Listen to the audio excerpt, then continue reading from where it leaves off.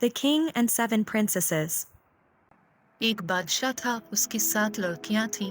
वो उन सातों से बेहद मोहब्बत करता था और उनके हर आराम का ख्याल रखता था। एक बार जब दस्तरखान सजा हुआ था, वो सब लोग साथ खाने पर बैठे थे। बादशाह ने अपनी बेटियों से एक सवाल पूछ लिया कि तुम लोग मुझे कितना चाहती हो? बड़ी शहजादी ने कहा, बाबा, मैं आपको गुलाब जामुन की तरह चाहती हूँ।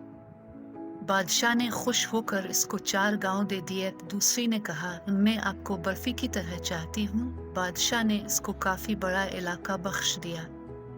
तीसरी लड़की ने कहा, मैं आपको उमरती की तरह चाहती हूँ। इसको भी बादशाह ने बहुत जमीन जायदाद दे दी। इसी तरह वो सबसे पूछता गया और सबको माल व दौलत मिलती रही। 7वें लड़की से जब बादशाह ने पूछा, बेटी तुम मुझे कितना चाहती हो? तो उसने बहुत प्यार से कहा, बाबा, मैं आपको नमक के बराबर चाहती हूँ। ये सुनकर बादशाह को जलाल आ गया। कहने लगे, सब मुझे इतना चाहते हैं, तुम नमक के बराबर। वो बहुत नाराज हुए और छोटी बेटी को महल से निकाल दिया और कहा, अब कभी यहाँ कदम न रखना। वो जंगल की तरफ चली गई और पत्तों और लकड़ियों को मिलाकर एक झोंपड़ी बनाकर वहाँ रहने लगी। भूख लगती तो फल खा लेती, सूखे पत्तों का बिस्तर बनाकर सो जाती। एक बार शहजादे का उधर से गुजर हुआ। उसने फिर शहजादी से पूछा, तुम कौन हो? उसने कोई जवाब नहीं दिया।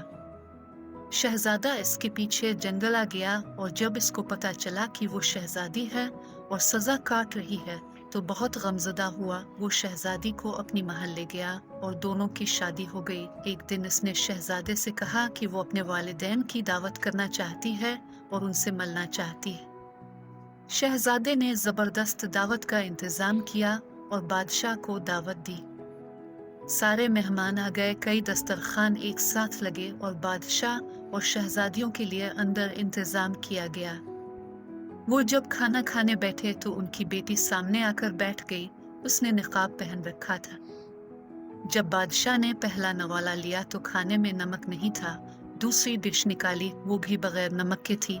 तब उनको बहुत गुस्सा आया कि मुझे बिलाकर यूं बगैर नमक का खाना खिला गया। तब छोटी शहजादी ने अपनी निकाब हटाई और कहा, बाबा, मैं आपको नमक के बराबर चाहती हूँ। यही कहा था मैंने, नमक के बगैर किसी चीज में लज्जत नहीं होती। बादशाह चौंक उठा। फिर उसने आगे बढ़कर बेटी को गले लगा लिया और उसकी आंखें भर आईं। बेटी से मुआफी मांगी तो शहजादी ने सबको खिले दिल से माफ कर दिया